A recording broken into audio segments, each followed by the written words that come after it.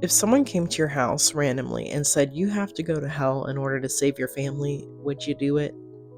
By the way, reminder, disclaimer, you can find me on YouTube. You can also find me on Insta, and I don't love Insta, and I really wish I could delete it. And if TikTok stays, I just might, because I feel like the algorithm is trash. I never post there. Anything I post, nobody sees it anyway. So it's like, what is the point of using that platform? So anyway, you can find me there, LINK in the BIO, and let me know, where are y'all going if TikTok goes away? I have high hopes for Neptune, but I would rather just not have to jump apps and just stay here, you know? Return to the Black Farm. That is what we're talking about today. That is the book that I just finished a few minutes ago, and it's just as good as first.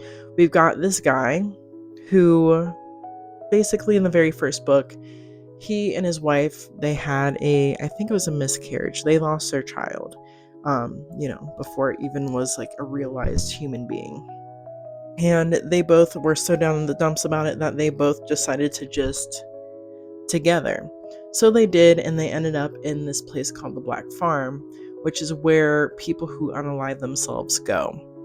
And, you can watch my review video about that. You can search it up, you can find it, and I'll tell you more about it then in there. But anyway, this book picks up right where that one leaves off. We've got our main character yet again, who goes back. His name is Nick. Goes back to the Black Farm because he has to. Basically, after doing what he did in the first book, they were like,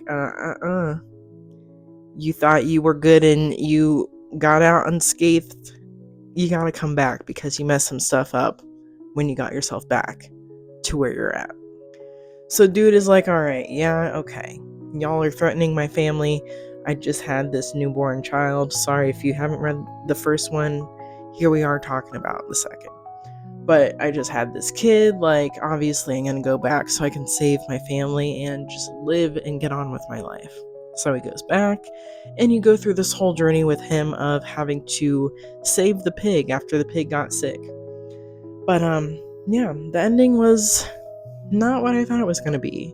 And I guess it makes sense that the author made it different, because in the first book, I feel like I could have read the first book and just went on my merry way and felt good and happy about how things ended. But this one didn't have as much of a happy ending, but can't win them all. So this one I gave a 5-star. I really enjoyed it. I highly recommend it.